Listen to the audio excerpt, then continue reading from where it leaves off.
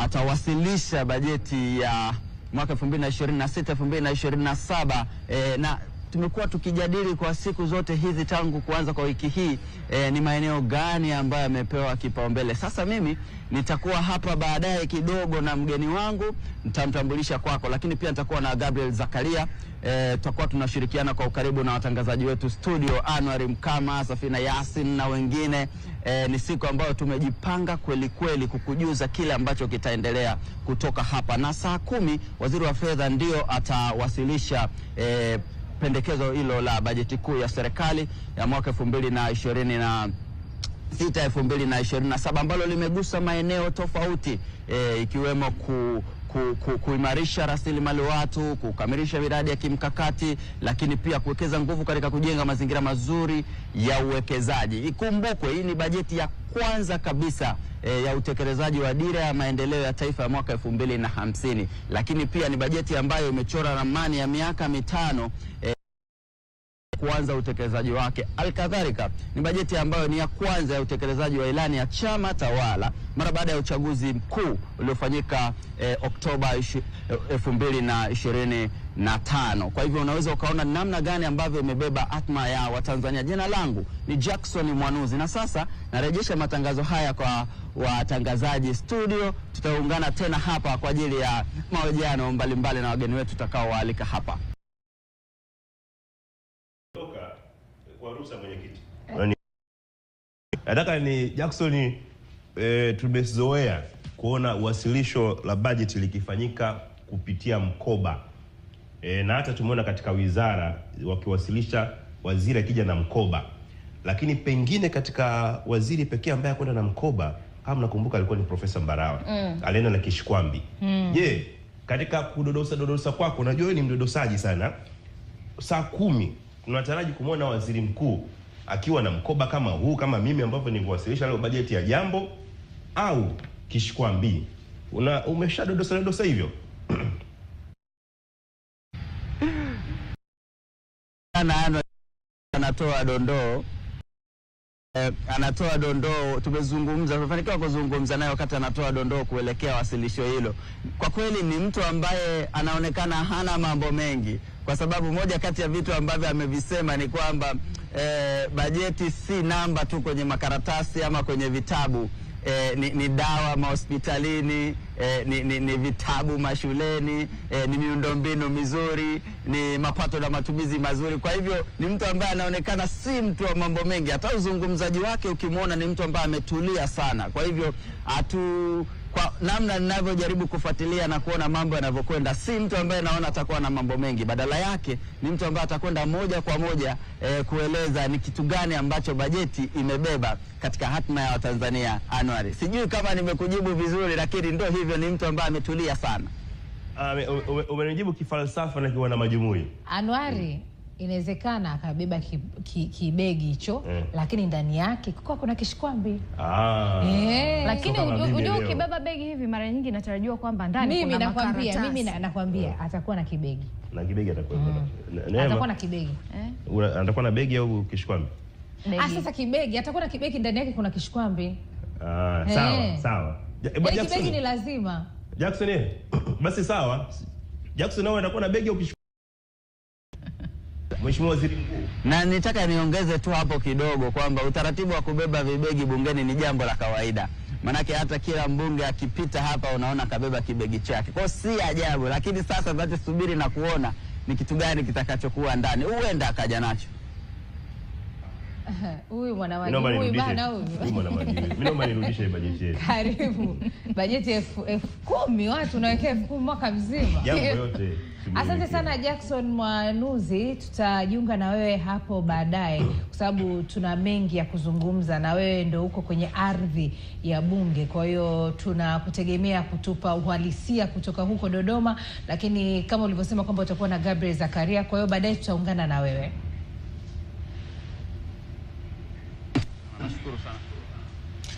Na mmemsikia Jackson Mwanuzi ameelezea vizuri bajeti ni aina gani, lakini ni chako sasa.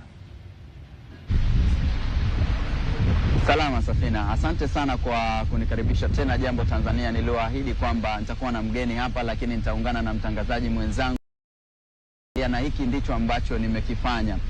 Niko naye Gabriel Zakaria, lakini tuko na mgeni wetu hapa ni Japhet Hasunga. Huyu ni mbunge wa Vawa Songwe, lakini aliwahi kuhudumu kwenye kamati kama mjumbe wa kamati ya kudumu ya budget, lakini pia kwa sasa ni mjumbe wa kamati ya mahesabu ya serikali. Tuko naye hapa Gabriel. Karibu sana. Ndio, mambo sawa. Tuko vizuri kabisa. Sawa. Naam, wakati anakuja nilitaka kumuuliza swali muhimu sana. Sijui kama wewe umelifikiria. Naweza kuendelea? Mimi nilimuuliza yeye kwa sababu yeye ni wa Vawa, na hii ni budget ambayo inaenda kutekeleza dira ya 2050 na wanufaika wakubwa sana ni vijana. Ni kwa namna gani wameguswa hasa kutokea kwenye jimbo lako na taifa kwa ujumla?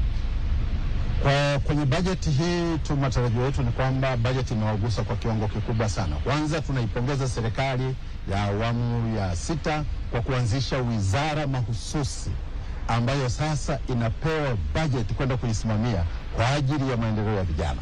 Kwa hiyo kitu ambacho hakijawahi kutokea huko. Kwa hiyo sasa tuna wizara ambayo inashughulikia masuala ya vijana. Kwa hiyo hilo ni la kwanza. Lakini la pili, mkazo mkubwa kwa sababu tunajua kwamba vijana ndio nguzo ya maendeleo ya taifa letu.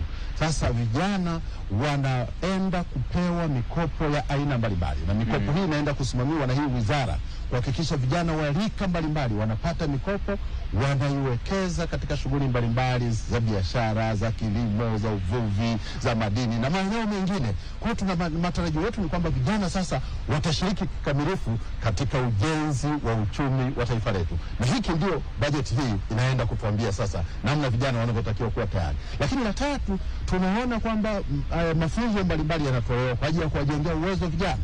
Vijana wengi walikuwa hawana maarifa ya kutosha.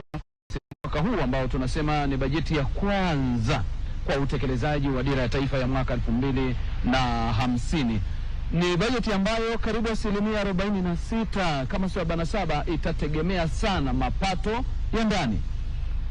Ni kwa namna gani nadhani kwamba hili linaweza kutekelezeka? Wakati wengi ripoti za TRA zinaonyesha baada ya kipindi kifupi, miaka 2-3, barabara zinaanza kuwa na viraka. Ni kweli kwamba kwanza swala la usimamizi wa wakandarasi wanaopatikana kwa ajili ya kujenga hizi barabara wanapokuwa hawana uzoefu wa kutosha. Wanaweza kuwa na uzoefu lakini wasiposimamiwa vizuri wanapenda wajenge chini ya kiwango ili wapate faida kubwa. Kwa hiyo ni kazi yetu sisi watendaji waliopewa mamlaka ya kuwasimamia, wasimamie kikamilifu kuhakikisha kwamba hao wakandarasi wanajenga kwa viwango tulivyokubaliana kwenye kimkataba.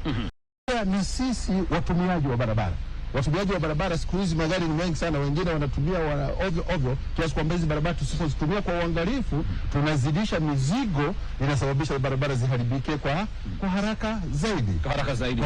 Sawa, ndio. Sasa Gabriel, unajua leo pia mataifa ya Jumuiya ya Afrika Mashariki nayo yatakuwa yanawasilisha bajeti zao hiyo kwa Kenya. Tunaenda kupata ni kama 360, yani kama round ama mduara wa hali ya uchumi na kutanguliwa na wasilisho ambayo itafanyika hapa.